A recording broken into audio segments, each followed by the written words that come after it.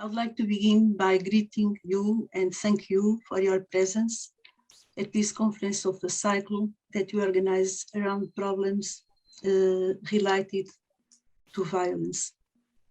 We are pleased to have with us today Vamik Volkan, which is an immense honor and that I announce with a great emotion. Thank you, Vamik. Thank you. Also a very special greeting to our friends, Brazilian, Latin American, Spanish, English, Greek, Italian, Nordish, Turkish, Portuguese, and I'm Portuguese colleagues, and I'm forget if I forget some, for stay here with us in the desire to sharing ideas and sure to listen, Vamik. A very special word for Richard Beck, distinguished group analyst, president of IAGP, who came from New York to our virtual home of Portuguese Society of Psicanalise.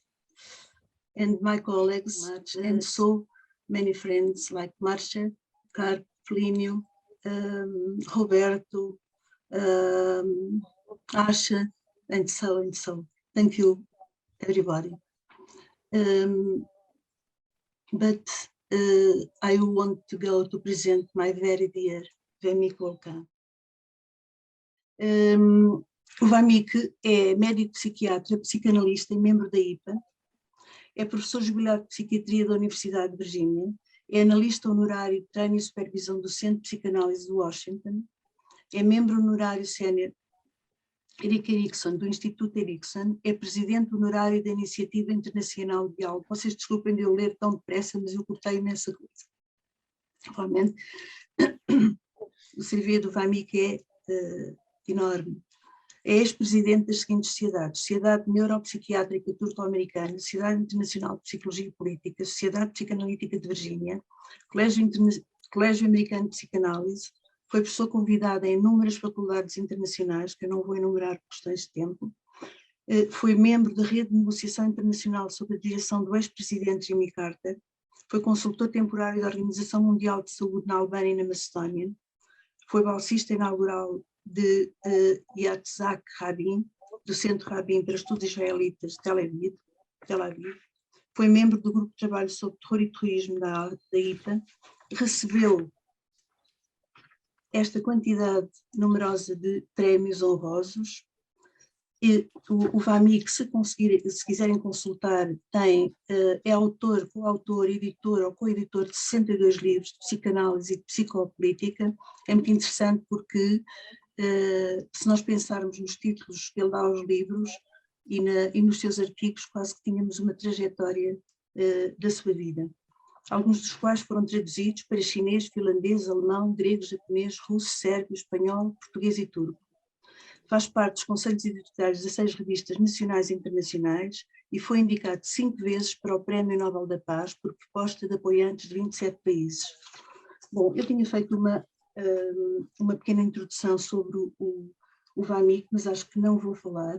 I say that I have a small text about your ideas, but I think that I don't go speak because I think that what you want is listen to you.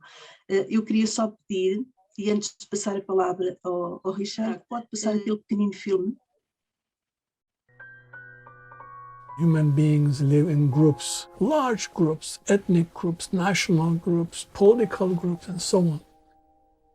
Large group means a group of people who share certain sentiments, culture, food, dances, nursery rhymes, and history.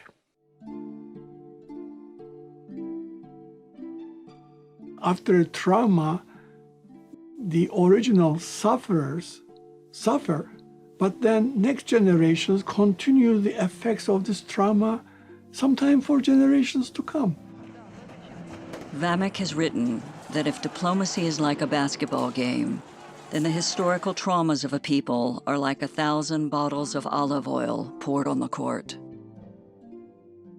This is a very personal history. I'm sure he's told you about it, but as a Turkish Cypriot, growing up in an area that was war-torn and riven with strife between Turks and Greeks. He took it upon himself very early on to see what can be learned about these conflicts through looking at them through a psychoanalytic lens. When I got into international relations, I suddenly realized that identity is the key concept in international relations. You see that society develops an entitlement ideology. One day, I will get what I lost back.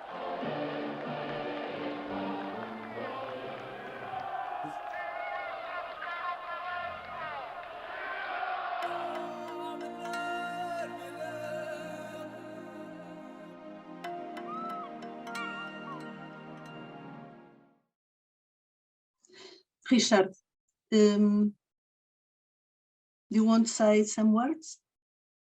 Richard Beck? Oh, I'm delighted to be here and to listen to and learn from my colleague Vamik Volkan. I'd like to congratulate your society on the wisdom of choosing Vamik as your speaker, given everything that's going on in the world today. I was in touch with a colleague from Sarajevo who was in a group that I led 7 years ago, and she was telling me how many conflicts there are going on around in the world today, not just the war between Russia and the Ukraine. So there's a lot going on, and I'm really looking forward to hearing Vamik's thinking about this. Yesterday, I ran a group of therapists from the Ukraine using a translator, a psychiatrist from the Ukraine translated in both directions. And it was so powerful and meaningful to know that people care and are there for others, our colleagues in the Ukraine. And at the same time, on our IAGP exchange list, a lovely psychologist from Russia is writing to us how much pain he is in. Mm-hmm. And how he wished he could kill himself to be out of the pain, but he would never, because that's no way. And he's got students and family who need him, and we need him to be able to support our Russian colleagues as well. So we are living, as the Chinese say, in very interesting times. Very interesting times. And just to be with all of you is a privilege and a pleasure. And I really look forward to hearing Vamik speak, and to be part of and present with all of you. So thank you for inviting me, Louisa. And Vamik, Letitia says hello. And thank you. He's here in the side. You should say hello to him. Thank you, Richard. Thank you for your words. Of course. Vamik, I give you the word. Well, thank you. Lisa, thank you for inviting me, first of all.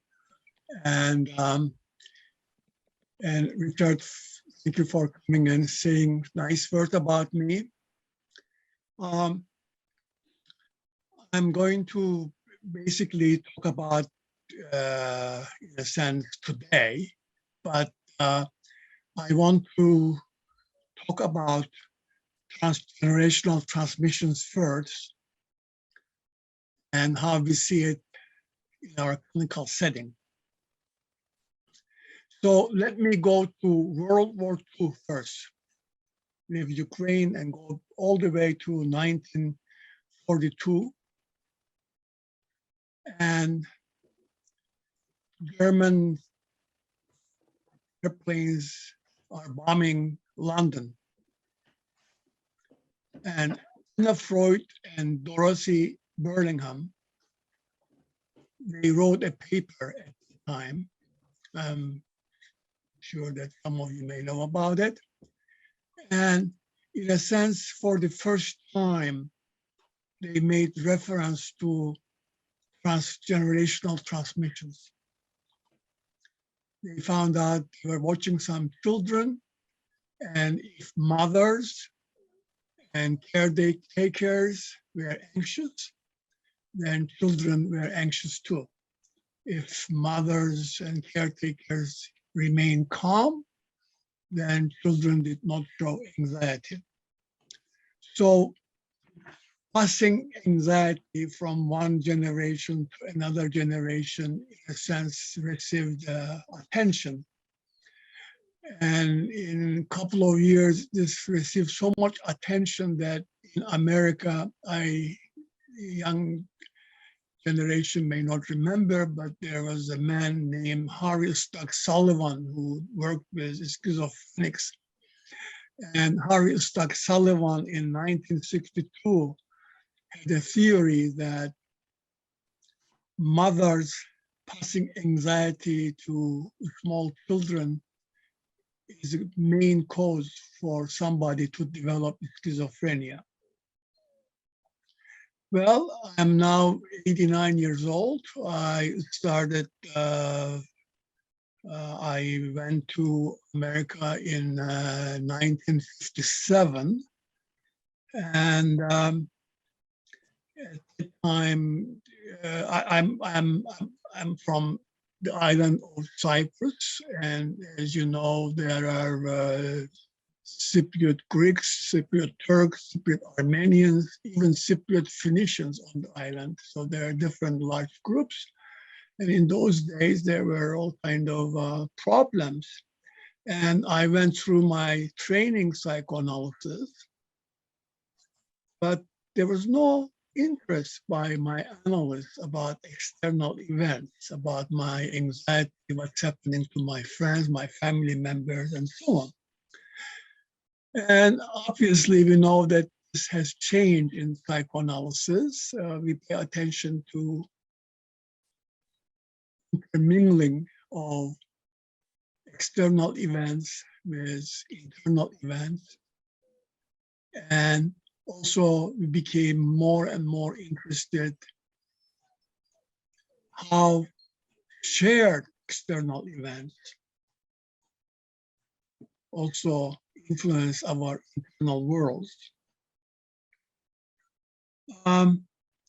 So before I come and talk about a world affair, so to speak, I want to describe how we see transgenerational transmission in the clinical setting.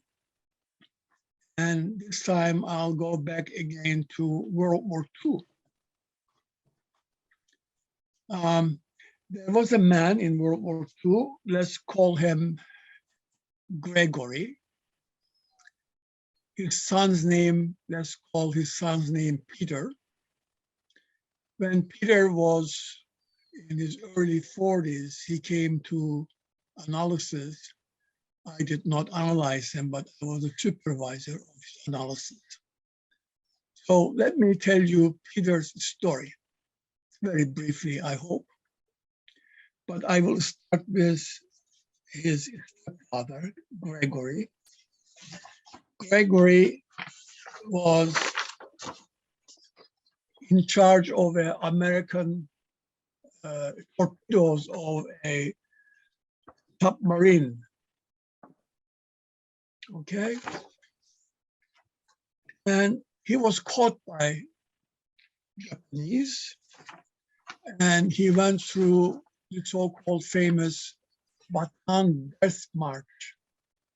People, Americans and Filipinos, were taken to a Japanese prison camp. And he spent years at the Japanese prison camp, and he witnessed incredible suffering. He watched people's heads being cut off. They would bury other soldiers, dead soldiers. It would rain. Bodies would come back to surface again. They would be reburied, etc. So this man, after the war, returned to America. He was coming from a very, very rich family. But if you live in a prison camp many years, when you come back to freedom, you just don't go out and go to movies and start enjoying your life. He had accustomed to suffering. So what he did, he found a kind of old high school class friend, a woman, poor woman, whose husband had left her with a small baby. And he ended up going to this woman's house and kind of locked himself in for a while. And in a sense, he became the caretaker for this woman's child. The child's name is Peter. And after some years, as he got adjusted to living again, he married Peter's mother, and he and his wife and Peter moved to a house. But once you get traumatized so much, you have to have repetition compulsion. You repeat remembering these horrible things. One way he remembered the prison camp was building a birdhouse. And he would, if a baby bird falls from a birdhouse to the ground, and you pick it up, and if you put it in a different kind of apartment, the bird dies. You have to find where the bird came from, which apartment. So he would get a little bird and find out where the bird fell down and put a number. He put numbers on baby birds' legs and tie them. So when they fell down, he would know which place of the birdhouse the little bird had come from, and would put the little bird in the right place so there would be no death. So he wanted to symbolically have this prison camp, but in this prison camp, there would be no death. So he had a room in his house, and he would go there and think about his horrible events, but he would never verbally tell his stepson, Peter, his experiences. So what he passed to Peter is as follows. As soon as Peter became a kind of teenager, he wanted Peter to be a hunter. Right away, what comes to our minds? He was a hunted person. He was in prison. So he put his hunted image into his stepson and wanted his stepson to change it, not to be a hunted one, but to be a hunter. So Peter grew up and became a hunter. He was not a sportsman. Whenever he got anxious,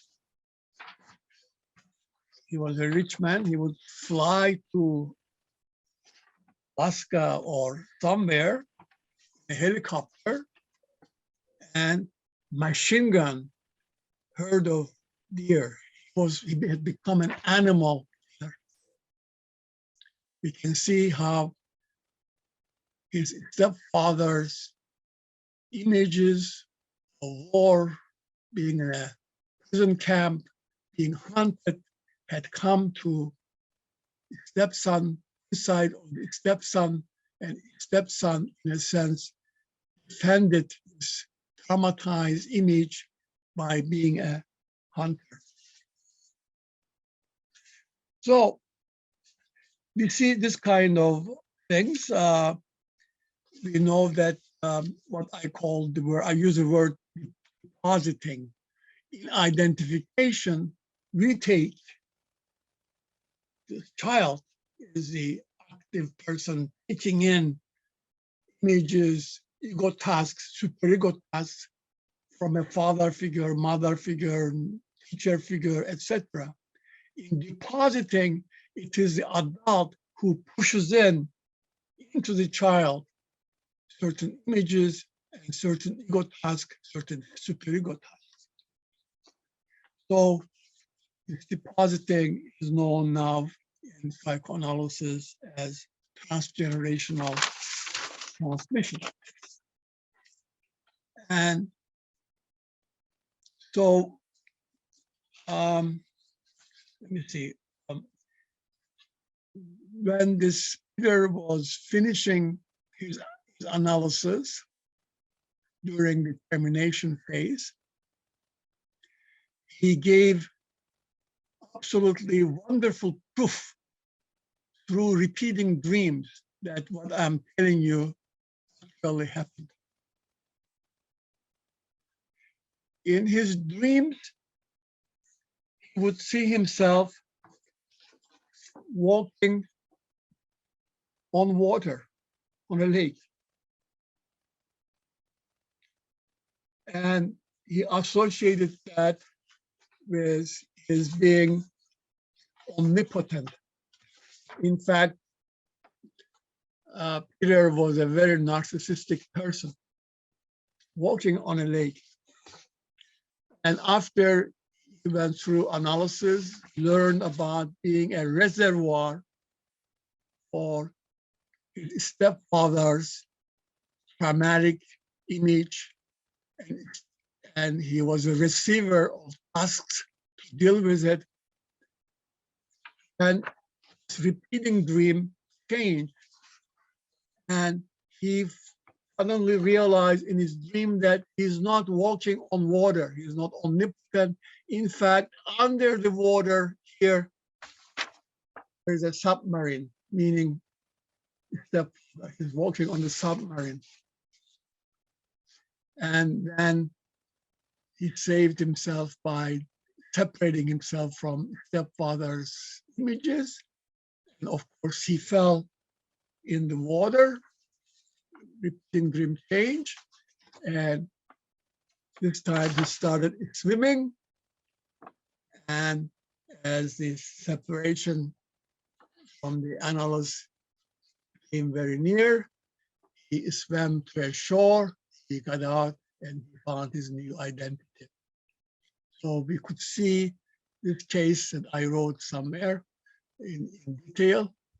I think the name of the book, I forgot, The Animal Killer. The name of the book is Animal Killer, the whole book in details.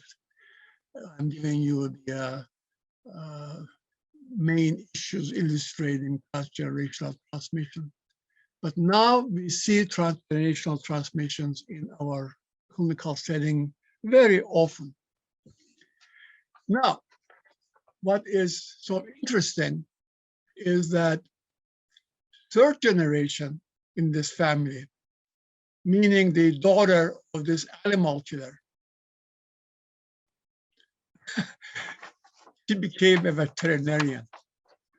She became the savior of animals. So you can see functions also change throughout this different kind of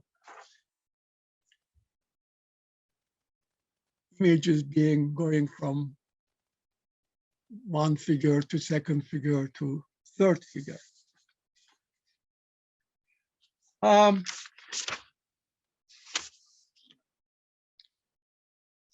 Now, I had a very peculiar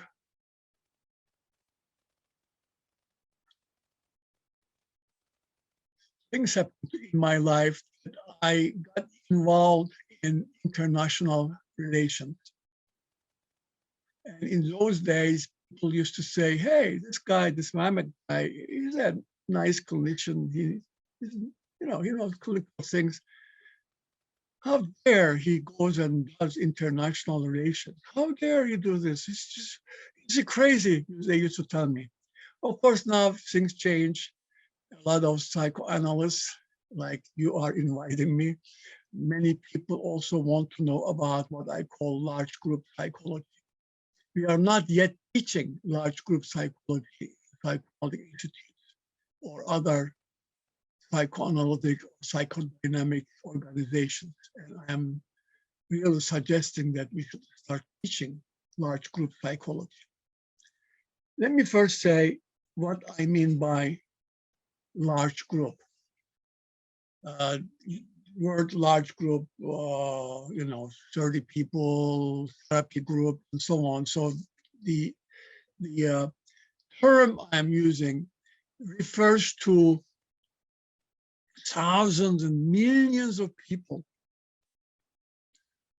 who would never meet each other, who do not even know that others exist, but share same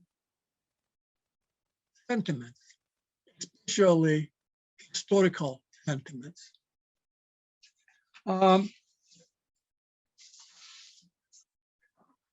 This is Freud's large group psychology. Freud wrote about a leader, a pole here, and many people go around the pole, they dance, they identify with each other, and they idealize this pole. Okay? What I did was I put a cloth, made a tent. So the cloth is large group identity. Everybody under this cloth, including the leader, they're under this cloth. They share this cloth, the second garment. Under a tent, millions of people and so on. You belong to a football club. You say, I belong to that. You may belong to Portuguese Psychoanalytic Society. You have many subgroups. Belonging to these subgroups do not change your original large group identity that develops in childhood. Large group identities develop in childhood due to identification. If your family more talking about ethnic issues and ethnic food, ethnic songs, ethnic flowers, ethnic everything, then they tell you who you are. If you are, if they're talking about nationality, you develop, I'm Portuguese, I'm Spanish, I am Catalan, I am Basque. You identify. And also, as I described before, through transgenerational transmission, parents, teachers, people around you in your own group, they push all kinds of images into you to say that you are different. And slowly the child grows. The child learns that, oh my God, this is a flag, this is a mine, and has, let's say, I'm Turkish, red and white, and my neighbor Cyprus, Cypriot Greeks, they have a flag and they're blue and white. So you slowly you start learning, but you don't have as a child you don't have the sophisticated ideas, what is your nation and so on. You just have symbols. Experientially, you learn that there are quote unquote others, large groups. Now, again, can you imagine me as a 6-year-old kid in Cyprus? Come on, imagine me as a 6-year-old kid, and imagine my grandmother and my mother and my sisters and so on. They take me to a picnic, and place where we go is next to a Cypriot Greek farm. And on this farm, there are pigs and some baby pigs, and they look pink. I want to go and love them. What would my grandmother say? Yet, because in Muslim religion, pig, you don't eat pig. You don't even internalize, actually, physically pig. So as a 6-year-old child, you learn that you have certain kind of things that belongs to your group and certain kind of things not belong to your group. I worked a lot in Estonia, and Estonians also have sauna. And then I went to Finland, and I was saying to some Finnish psychiatrist friends, oh, well, in Estonia, I was going to sauna and so on. They said, oh, sauna only belongs to us. You know what I mean? Certain things belong to us. And we develop large group identities. And also now that after I started investigating religious cults and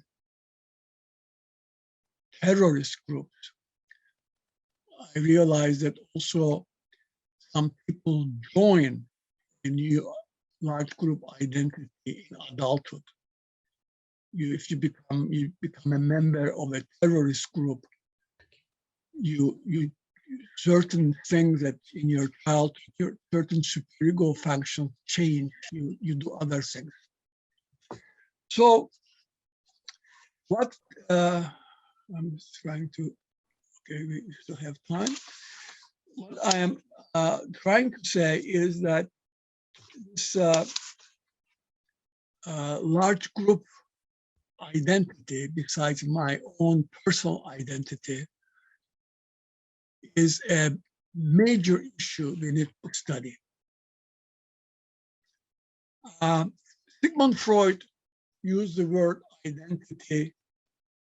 Somebody says, I have all the books there, Sigmund Freud's books. I didn't count, but somebody apparently count. He used the word identity 5 times. And another person says he used the word identity 9 times. I have no idea. So identity was not a psychoanalytic term. Erik Erikson made identity a psychoanalytic term. Identity belongs to me, how I sense myself, how I was yesterday, today, who I'm going to be tomorrow. If I go to see a psychiatrist, psychologist, a psychoanalyst, they develop a formulation about me and they write about my personality, my character, and so on. But that is not identity. Identity belongs to me. And also large group identity belongs to me. And in 1977, then Egyptian president Anwar Sadat went to Jerusalem. He was a very brave man. And at the Knesset, he gave a speech. And he said that 70% of the problems between Israelis and Arabs is psychological. He spoke of a psychological wall between opposing large groups. At that time, I was still younger.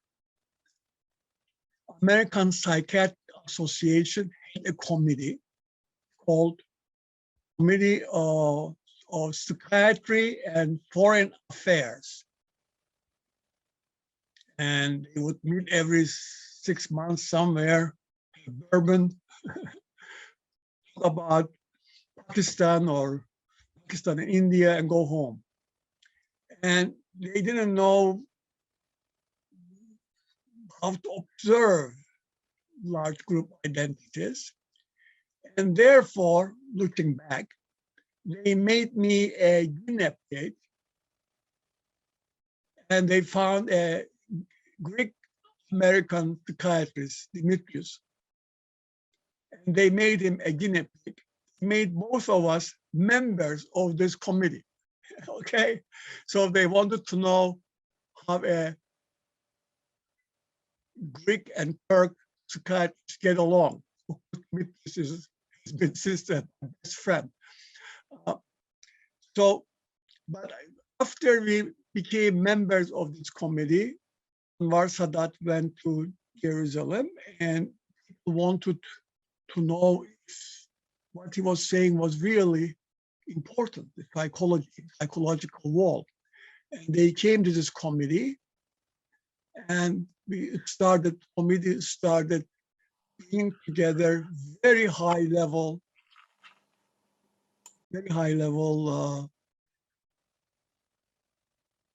Arabs, Egyptians, later Palestinians, and Israelis for dialogues. And none of us were diplomats, so I started paying attention what happens when people get together. And I'm coming back to transgenerational transmission very soon. And this is how I got involved in international relations, and then I opened a center at my university, and just briefly we brought together Soviets and Americans and Russians and Lithuanians, Russians, Estonians, Serbs and Croats, sometimes also Turks and Greeks, and so on. Let me tell you that we learned throughout decades that the most important thing in international relations is to maintain and protect your large group identity. In your daily lives, you go to grocery stores, you have a family, your association, you don't constantly think I'm Portuguese. You don't constantly think you are French. But today, if you are Ukrainian, you constantly think you're Ukrainian, of course. I'll come to that. Okay? So we were bringing Egyptians, Israelis, and first-time Palestinians, very high-level people, in Switzerland, and a Palestinian psychiatrist sat next to a very famous Israeli general. I'm not going to mention his name, very, very famous. And there were about maybe 12 people, small group. I was helping them to talk.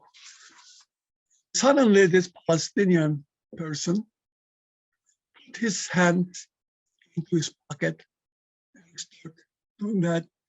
And I wondered what he was doing. He was very anxious, and thought came to my mind that because he was sitting next to, actually sitting next to a very famous Israeli general, he might have been very anxious. And suddenly he said to the Israeli general, "As long as I have this, I can tolerate any sadism, I can tolerate masochism, I can survive." You know what he was holding in his pocket? A little stone, tiny little stone, and it was colored with Palestinian colors. Storybooks do not write psychological things. In those days in Gaza, apparently Palestinians had little stones in their pockets, and whenever they saw an Israeli soldier or something, they would touch it so that they would hold on their large group identities. And then, let me tell you, this this tent obviously each tent has symbols, religious symbols, flag symbols, historical people symbols. And then I found something called chosen trauma. And we'll come back to transgenerational transmission again. We're bringing Estonian parliamentarians, rectors, poets, very well-known people, with Russian people from Duma and so on, so that Estonia would have a divorce from Russia without the, horrible things, death and so on. And Estonians would talk during the first year. We would meet every 4 months for 4 days. And Dimitris and I would run the meeting, but we had, in my team also, I had parliamentarians and former parliamentarians and historians and linguists and so on. And sometimes Estonians would turn blue because they were angry at Russians, but they could not say anything with the fear that Russians would come and get them again. And the second year, one man who later became the president of Estonia, Arnold Rüttel, said something kind of nasty about Russians. And the Russian delegate he was the second man in Duma, he started talking about Tatar-Mongol invasion of Russia, Tatar-Mongol invasion of Moscow. And he said, we are entitled to have other people under us like Mongols had, to show that we treat other people so nice. We are not like Mongols. Suddenly brought a way back story. And when you bring Turks and Greeks together, unofficial diplomacy is impossible. You're going to have a big failure. You know why? They'll talk about this and that and that, and they will bring, like Greeks will say, go back to 1453 and talk about Ottomans conquering Byzantine and so on. After the meeting, they're so alike. They eat the same thing. When Greeks changed their language, they did not change the word of food. Dolma, mazes. They're all same. They get together and they become like brothers and sisters. It's impossible to have Greeks and Turks to have an unofficial diplomacy. We learn about how an image of a historical event that took place 600 years ago, 700 years ago, you have no connection with it, becomes an important symbol of this large group identity. Leaders use it. I studied Milosevic, Slobodan Milosevic, what he did in depth. I wrote all this thing. If you want to read it, I'll be happy to send to you. He literally brought alive the Battle of Kosovo between Ottomans and Serbians. He dug the body of Prince Lazar, who was the leader of Serbian leader in 600 years ago. Can you imagine? The body was a body, a few bones left, up, down, buried, reincarnated, buried, reincarnated. And as if 600 years ago and today, I call the time collapse occurred. Entitlement ideologies came up. You know, all those horrible things happened after that. So I learned, I still have, okay, just I'll stop soon, but I want to tell you something. I'm coming to Ukraine. We learned that there are operative leaders and there are destructive leaders. Again, crazy life I had. Jimmy Carter, after he was no longer president, he had opened a center in Atlanta called International Negotiation Network, INN. And he would bring Nobel Prize winners, former presidents, former prime ministers, everybody to have dialogues. And he's an engineer, I'm a psychoanalyst, but we got along very well. And he had heard of me, and so I belonged to this INN. And because of that, I met many, many leaders, former leaders. I knew from later on Gorbachev to Yasser Arafat. And, political leaders are like us. Some of them are very nice. Some of them you don't want to be neighbored with. So leader-follower relationship is another major topic of large group identity issues, large group psychology. And there are leaders, destructive leaders, and I counted the steps they take in order to induce horrible things. And the first one is enhanced sense of victimization. It can be real or imagined.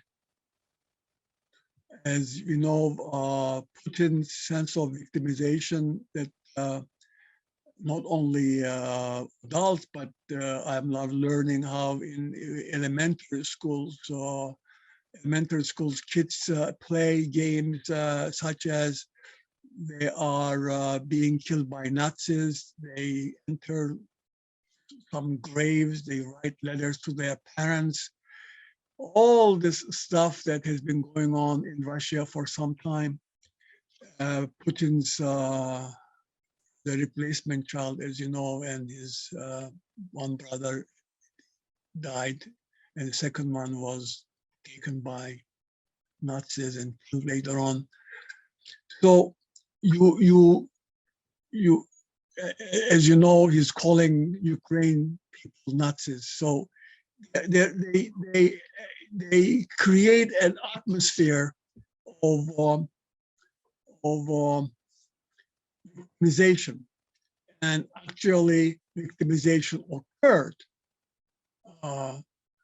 in 1941, 1942, where Putin was growing up, Nazi blockade of Leningrad, St. Petersburg, and horrors and so on. And so today in Russia, they even have competition of grave digging. How can you dig a grave faster than the other? It's amazing. So after this sense of victimization goes on, and a friend of mine now is studying elementary schools, especially to find out how this victimization was become almost part of teaching. And then the leader brings the memory of a chosen trauma or an undigested trauma. Putin did not bring Tatar Mongol invasion, or like Milosevic did not bring the Battle of Kosovo or Christo-Slavism, but he brought this undigested Nazi invasion. And then you, like, sometimes it's even delusional, like Donald Trump brought about civil war with the illusion that America will be all white or something. I mean, this kind of things just goes around, and you see big divisions in the countries. As Richard was talking, I'm also in touch with some of my Russian friends who are horrible. They said they built their lives and money and houses and families last 30 years. In 1 week, everything ruined for my friends. And then at the time, the leader presents himself or herself as the savior, number one, and then induces entitlement ideology. Since we are victimized, now we are entitled to do this. And entitlement may be at a certain degree, but it can be like so very bad. You're entitled to kill. If you're Hitler, you kill. And then physical borders become psychologized. You want to protect and expand your physical borders, and entitlement ideology gets involved, and you get into actions and mass killings. And I'm going to give one analogy, and then I'll stop. I don't know if we'll have questions and answers. But analogy would be, imagine a plate,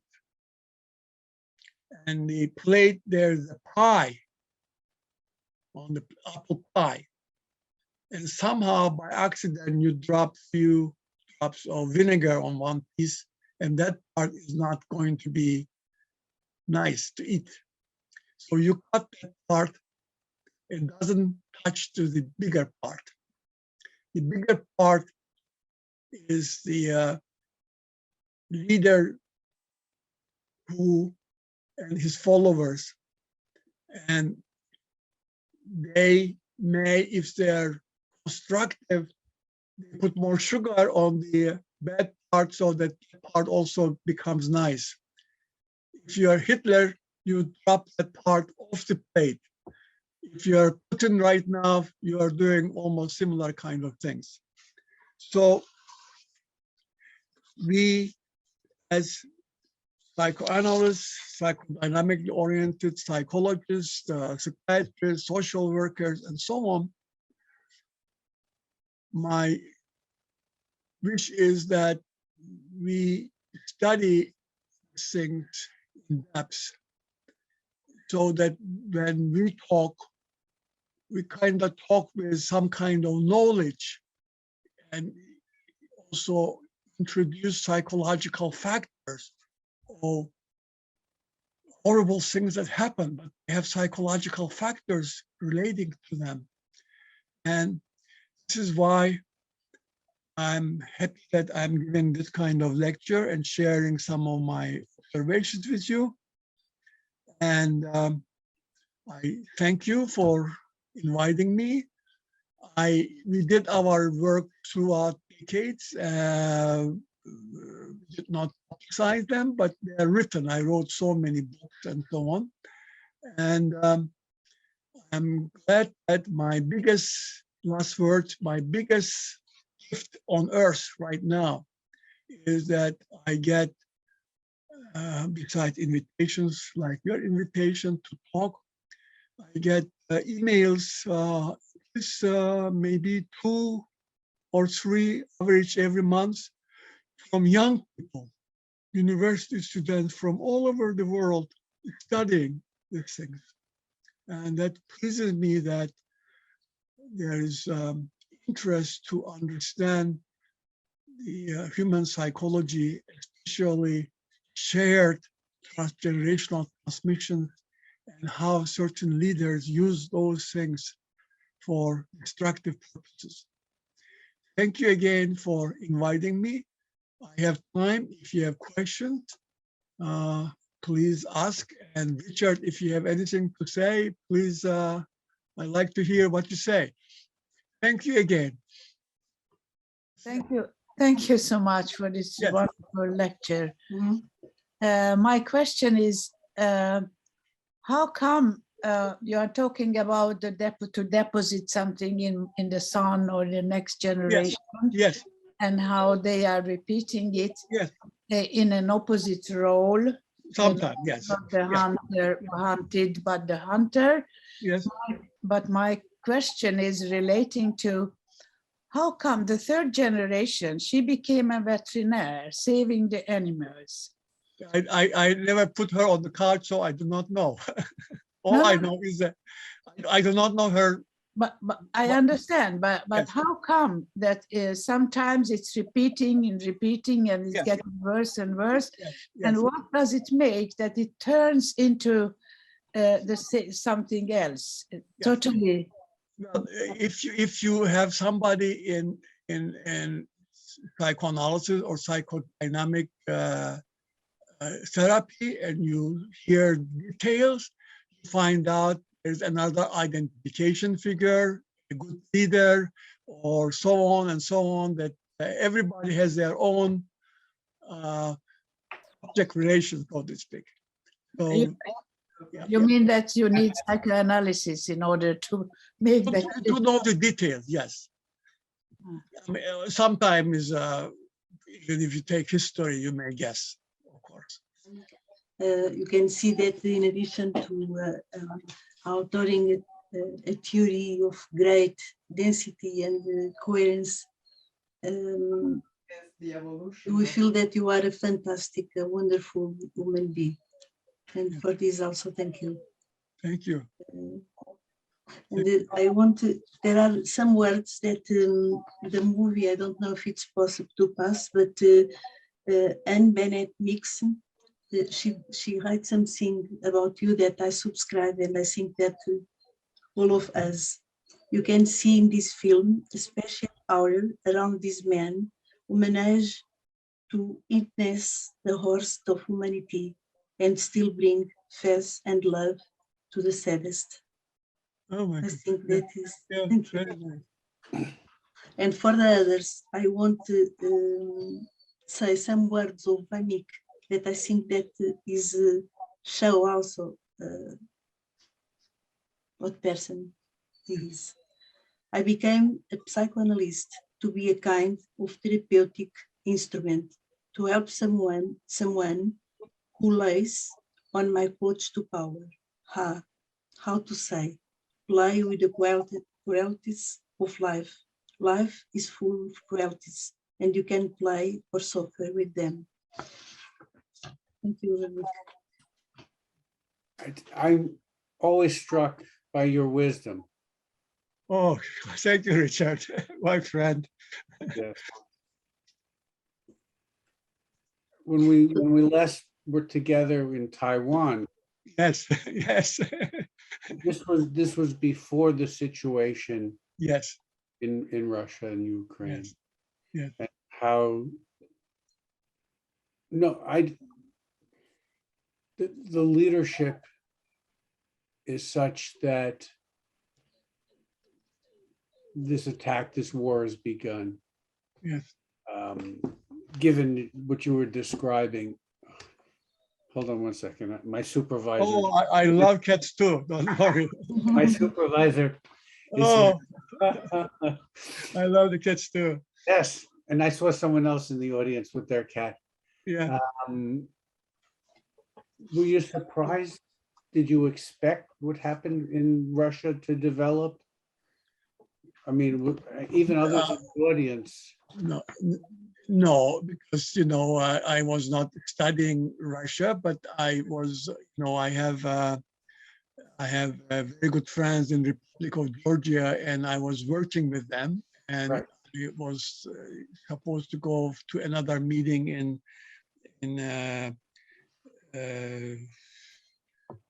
Baltic republics,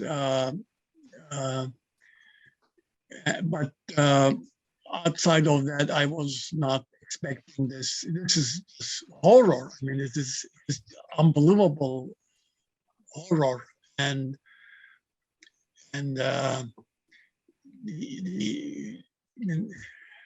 how can you stop it without more trouble? I mean, technology changed so much. I feel stupid even next to my 6-year-old grandchild. She knows more about computers and so on. Now everybody, all of us have a second brain, you know what I mean? And I don't know my second brain, so I'm using still my brain, my second brain. I don't have much knowledge about it. The world changed, and I'm talking to Portugal, you and I, we talked to Taiwan the other day. But same time, also because of COVID-19, borders became very important. Everybody, realistic reason, they wanted to protect their borders, to take care of their people. I have no idea if COVID-19 also the trauma induced something in Putin. I mean, without knowing him, I don't know. But he sits away from people. He is very protective of himself. But he is a friend of mine in the Republic of Georgia, collecting all kind of speeches that he gave. He goes to the cemetery where, oh my God, 600,000 people buried during Leningrad. I forgot the name of the cemetery right now, where it's his brother that image most likely was put in him and Putin later on, 10 years later. And there's also a knowledge that most likely he ordered to find his brother's body. And they spend so much time and energy in Russia, and they kind of found out that this kid was buried in a collective grave. So there are all kinds of things, but he's not on our couch to know. But we know that he followed this 6th step that I wrote about Milosevic and others. He's following the same thing. So how can we go and say, you as a leader, my God, you are people dying, for God's sake? I mean, it's horrible. What are you doing? I mean, we don't yet know yet. UN is helpless, everybody helpless, also with realistic reasons, because you don't want a third world war. But we are watching these things, and all I want is what we are capable of doing. That is studying also dynamically large group relationships, leader-follower relationships in depth, and not pontificate whatever comes to our minds, talk more kind of quote unquote scientifically. George. Thank you, Vamik. It was very interesting. I'm really interested in trauma and identification with the aggressor and the repetition. But I was also thinking, Anna Siegel told a lot about groups and regression also. Yes. And when listening to you, I was thinking that groups can have features which, if present and acted on an individual, would qualify him as mad. And I was thinking the connection between the group, the individual, and the primitive and regressive function of the individual. Yes. And I would like to listen to you on the connection between the individual and the intra-psychic mind mechanisms and the connection with groups. Well, you mentioned large group regression. In one of my books, I have 20 symptoms of it, but I don't remember what right now. I have to look at my book. So groups regress, and when groups regress, they make the pole, the group leader, more important for them. Families change. Group regression especially is turned against children and women in the families. There's more sexual attacks, and it is so what collecting data now, I don't know how much we'll be able to collect, that this kind of regression did occur. There's followers of Putin. I don't want to call it regression and make it pathological, but we need to describe the situation that as if, you know, the Nazi invasion is today, and it was 1940. It's undigested yet, but probably Putin finds many other people who had similar kind of family problems that they had, and they all became very active. So we need to also have connection with historians and linguists and others, also politicians and political scientists together to study these processes. Another question was about what is Eden. I saw the concept of Maria Torok of crypta. Do you think that the groups can hide also a crypta, a nucleus of suffering that is not talked, that is not recognized, that is not put as something that is present? It's always hidden in the generations. Yes, it is possible, of course, yeah. Mm-hmm. Yeah. Okay, thank you. Yeah. Yes, I'm from Brazil. I'm psychoanalyst and group analyst. From where? I admire, yes, Brazil, yes. Oh my goodness. Okay. Rio de Janeiro, Brazil. My yes. goodness, yeah, I like the place. I had a very good time there once. Yes, wonderful. And I also brought your work for Brazil for Yes, 15 years ago. yes, But I was thinking much on the importance of your work after the end of the Soviet Union, yes, and this current moment, as if we were repeating some, because you worked with several countries that were yes, belonged to the Soviet Union, and everything, and we imagined that everything was settled, and yes. now we have this war again. And I was thinking much on perennial mourning, which Yes, of I course. think is a wonderful concept that you developed. Yes, And I was working much on this on the COVID, on yes, yes, thinking yes, on, and yes. in which dimension do you think that the inability to mourn and Yes. the huge number of perennial mourners Absolutely. from the Soviet Union is Absolutely. in action right Yes. now?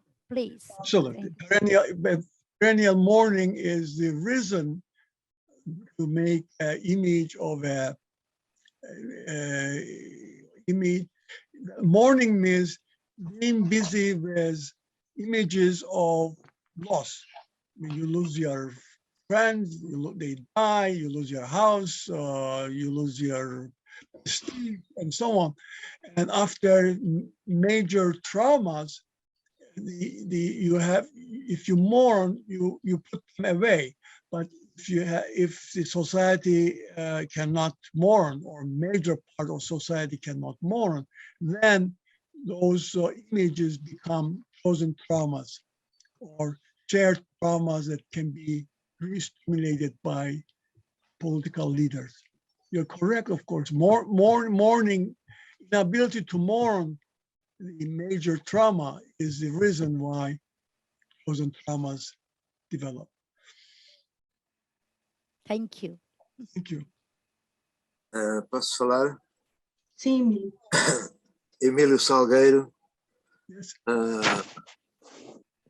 I enjoyed very much hearing you. Thank you. I know some of your books. I didn't know that you had written 62 books. I have 3 or 4 of your books. Yes. Even so, what you said about large groups. A country is a large group, or a country can be more or less than a large group. For instance, the Soviet Union was a gigantic group, not a large group, a gigantic group. Yes, yes. And nowadays, I think Putin wants to try and recover that concept of a very, very large group, which it didn't fit somehow. It went down.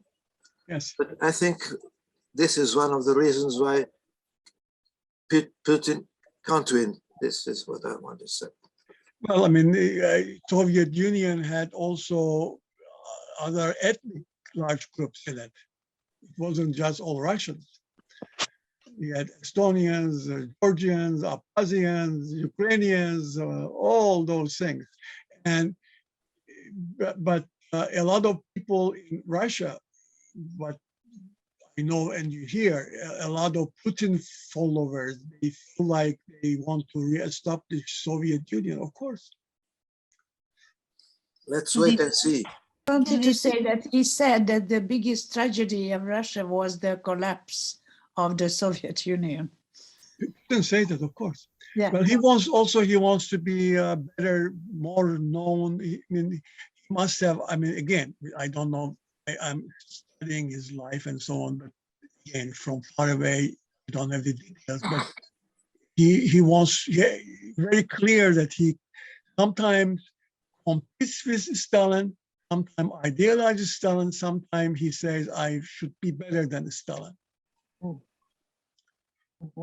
It was very interesting hearing you, and I would like to ask you, what do you think this invasion and this rising of this maniac idea of restoring something huge and omnipotent, the timing of this, right after we were starting to have some breath after COVID pandemic that put us all in our deepest fears and anxiety of annihilation as humanity. And do you think, have you thought about this? Yes. Is there a connection between these two events? Yes. But I cannot say that I know the real answer without interviewing people. But of course, I just mentioned that when a new tragedy comes, individually and at large group level, we remember other tragedies. So COVID-19 most likely I don't know, induce more, but I don't know him so well. Induce more, there are dangers to him, or his omnipotence, and that might be one of the reasons. Yeah. Talking about writing books, I wrote a book called a couple of years ago, Large Group Identity, Racism, and Societal Divisions, and became extremely popular. And was the best book, Gravida thing. So if you interested, I don't know, go to Amazon or something and look for that kind of book. And in that, I talk about a joke I made years ago.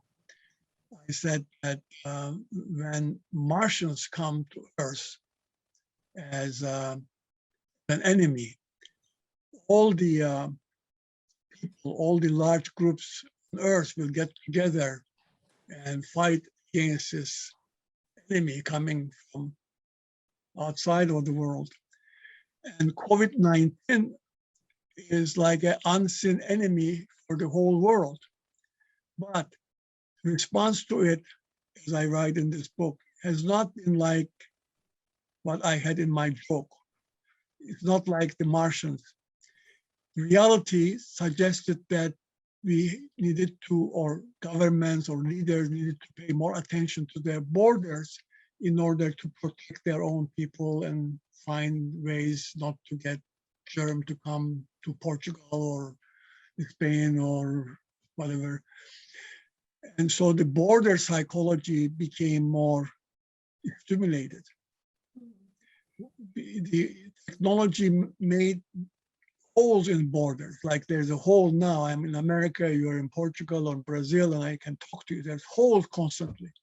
But psychologically speaking, COVID-19 also made borders became more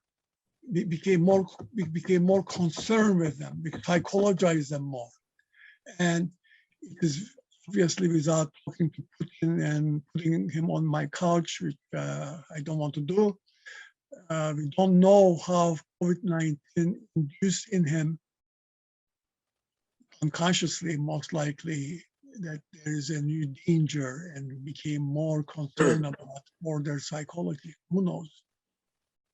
Yeah. But those things are very good thoughts that we, as psychologists, psychiatrists, we should think about it. But I don't think we should make definite remarks without studying them. And sometimes studying them is impossible. Sometimes, yes, it's possible. Something a little bit of humor, of course, with the greatest respect for the suffering that we are, of course, enduring. But I kept this last month kept remembering a movie that was called, I don't know, in Portuguese, it's Goodbye Lenin. I'm not sure if its original name, but it's an old lady that was in coma, and she wake up after the perestroika, and the family were trying to pretend that the world hadn't changed, to avoid the shock, and with humor, but it was very interesting. And this whole drama after COVID makes me remind this rising of the spirit of Soviet Union as a big mama that prevents from mourning, as you said before, and growing up and feeling impotent. Makes me think of all these aspects. Yeah. Ana Mónica? Luisa, thank you so much for sharing with us your knowledge and your human nature, as Luisa Vicente also mentioned it. I'm Ana Mónica from Portugal. I would like to hear you regarding psychoanalysis as a large group, psychoanalysis as a civilizational huge goal, and how do you see this urge regarding protecting our large group identity inside psychoanalysis, or saying with another words, how can we, what are we more capable of doing as a large group regarding these external events? Yes, I really don't know the answer. I'm really listening to psychoanalytic or psycho-oriented individuals to, when you pay attention, do it seriously and study it. I never got in, because of my international work, I never got involved in the politics of psychoanalytic organizations. In America, for example, I had some chairmanship of some committees, but I never got involved in their politics. But what is happening in psychoanalysis itself, as I hear it, every day we have a new school. Well, I have no idea if that is also what is happening to psychoanalysis when I go to lectures at universities. This is what they ask me if I am Freudian, Jungian, Kleinian, Winnicottian, God only knows how many of them. So I'm not, because I do not know psychoanalytic organizations, politics. I never got involved. I hope you're paying attention, but when I'm talking to you as individuals, as individual psychoanalysts. If you're going to study these things, do it seriously, and if you're going to make remarks about it, make it seriously. And also I am suggesting to teaching organizations to teach psychoanalytic large group psychology. Thank you for your. Thank you. Luisa, can I add something? I cannot hear this and not, please, because I'm one of the European reps elected for the IPA board, so I feel obliged to say something. Just to say a little something for those who aren't aware that it's a huge and very challenging task. But more than before, it's very important to try to accomplish all the differences between us and to have an identity that can accept and even grow from all of these differences. And in this particular frame, we are working with COVID and the war in Europe. The IPA offices and the board and all the committees are working hard, trying to reach. Thank you for sharing. Thank you for sharing that. Because it's quite an honest and hard, but quite honest. But I know Harriet Wolf. I mean, I know that you are doing this, and I mean, also there are I don't know, international. American has committees connected with UN. How to get for them to listen to us. That's also another issue.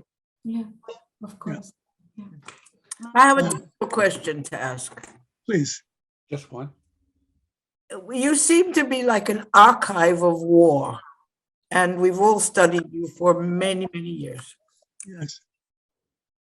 I'm preoccupied listening to you by a UK writer who used to write during the war, maybe life isn't a progression. Maybe life is a series of repeated dramas. Yes. I hate this idea in my head.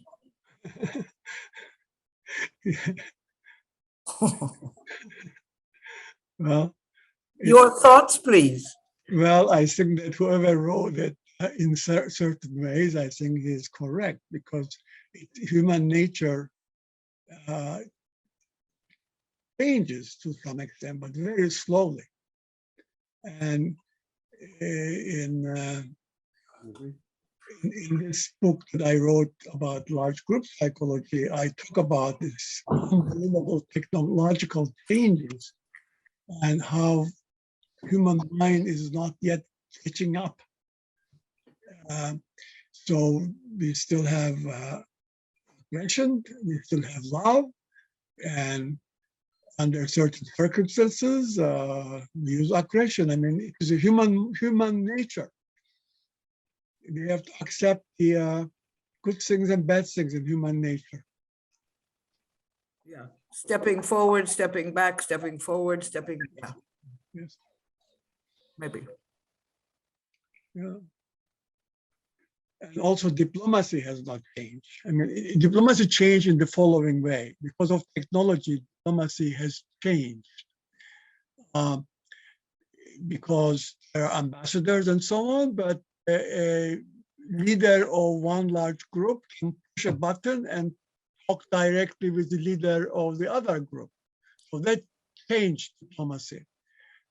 Diplomacy, like into the wars, talking, and also looking at psychological resistances so that you talk and you get to know each other into the wars.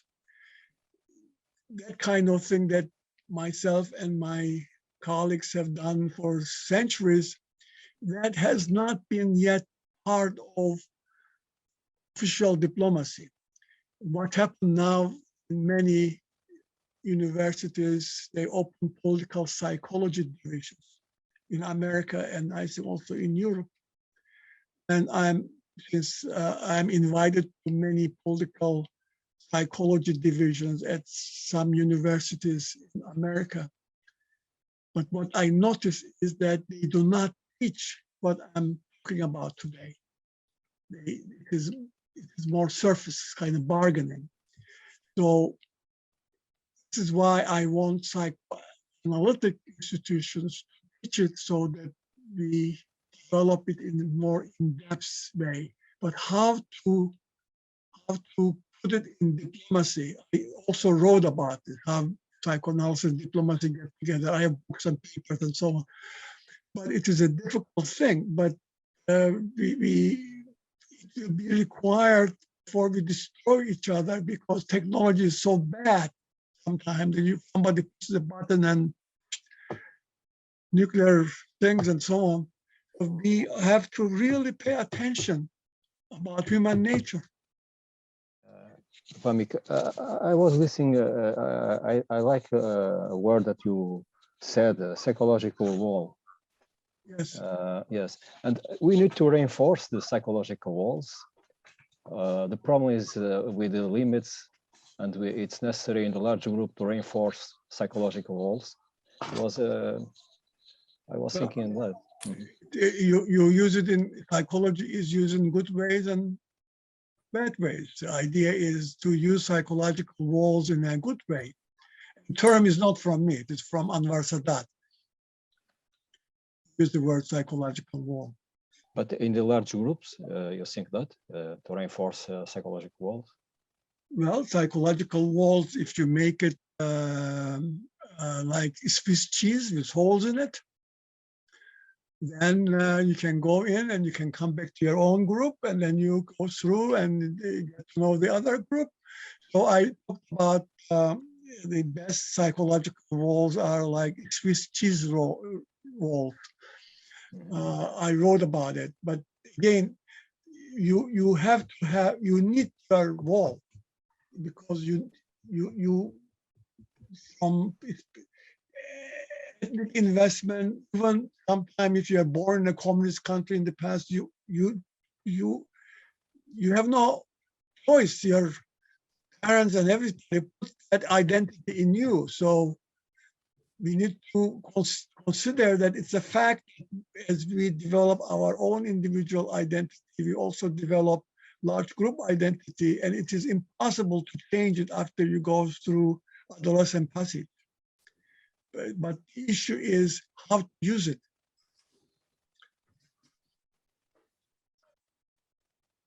Thank you. Mm-hmm. Like myself, I'm an immigrant. I cannot lose because I went through the lesson as a Cypriot Turk, so I have that identity.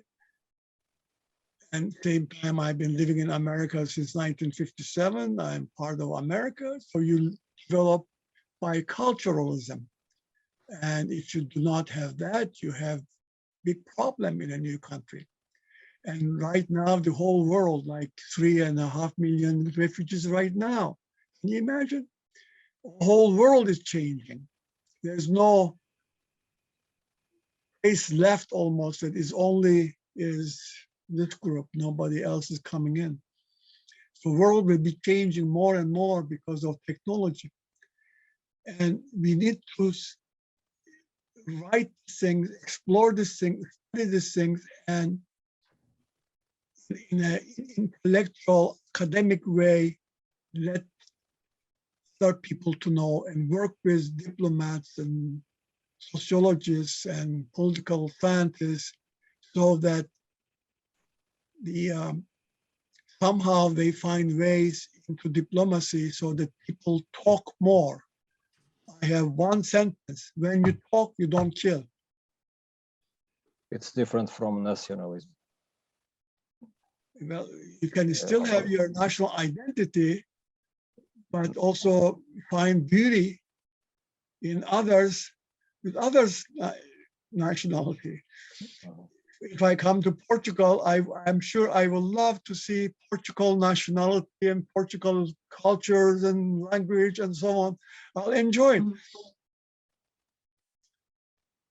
Because I think another thing about the nuclear weapon. Yes. Nuclear is different from all the wars, because in nuclear, all the symbolic will be erased of humanity. There are no arrows. All the But people. you're talking about reality, but the mental situation of leaders who pushes a button without knowing that, we can talk till we die about reality. But you see, leaders are not like anybody else. They're like anybody in your neighborhood. Some of them are wonderful. Some of them are having problems. Yes, it's true. But in the old wars, there are fathers and the grandfathers and the history in transmission. Yes. But you had swords or something. Now you don't have to have swords. You push buttons. In nuclear war, there are no symbolic possible, because there are no generation to tell the story, to tell the Yeah, but I mean, they like bombing. I just on the television, they're bombing in houses and apartments and people, kids dying. I mean, it's horrible. I mean, it's just at this age, I mean, incredible. So we have a profession, and this profession is required to say more scientific things about human nature, including large group psychology. That's what I'm saying. Thank you so much, Vamik, for your how do you say, sabedoria, for your wisdom, Thank you. It's very good to dialogue with you. My question is, I am an immigrant. I was born in Africa, Angola. I had to leave Angola. I went to Brazil, and now I'm living in Portugal. Yes. And my thing is, I have this Portuguese identity because the language is the Portuguese. Yes. But the three cultures are very different. Yes. And what I'd like to ask you is that can the world step by step create a multicultural identity? You know, do you believe that? Not in my lifetime. See, technology making it like refugees all over. I mean, 1 minute they're the refugee. Yes. So that it is wherever you go, you see other people. Like I'm from Cyprus. When I was growing up, I knew only 3 people who were African Turk or African Greek. Only 3. Okay. If you go to Cyprus right now, let's say the northern part, I have a house. I spend my summers there. All my neighbors now in front of me, they're all from Africa. They're students. So we're all changing. Yes. And, you know, you have guest workers in Germany, millions of them. Now you have million Ukrainians there. Africa is changing. So world will be changing because of technology. Yeah. But how, while this change, how we do that so that we enjoy differences Yeah. instead of feeling differences, Yeah. it's also part of area for us to study. Yeah. What I'm Maybe, saying. yeah. Maybe it's our next challenge Yes, as a humanity. yes. Yeah. Thank you. Freud, more. just one more thing. Freud, when Austria was invaded, he said that 500 years ago they will burn him. So the Yes. humanity has Yes. developed because now Yes. they just burn his books. Yes. Yes. So it's. Thank you so much. Thank you for listening to me. Vamik, you remind me of something. Kofi Annan. Kofi Annan. When he was Secretary General, Yes, I know. he would say, talk to each other because people are Yes. dying. Yes, yes, yes. The same thing you're saying, Of course. Of course. that we need to be able to talk Yes, and not kill each other. yes. That's a sentence I use all the time. If you talk, you don't kill. Right. You kill Luis. alone. Vamik, in the next time, you say me when I invited you that you think to come to Lisbon. Okay, I will. In the next time, the conference is in Lisbon, and all the colleagues, Marsha, Richard, Judith, and so, all come to Lisbon to listen to you. Okay? Thank you. And now I want, as usual, como é hábito, eu propunha uma salva de palmas para o nosso conferencista. Vamik, where you Yes. are. I'm here. Thank you. 1, 2, 3, vá, todos com câmera, vá. Okay, thank you. Thank you very much. Thank you, Vamik. Thank you. Thank you. Bye-bye. Thank Bye-bye. you. Bye-bye. Thank you. Bye-bye. It was a pleasure. A pleasure. Deus, boa noite. Deus.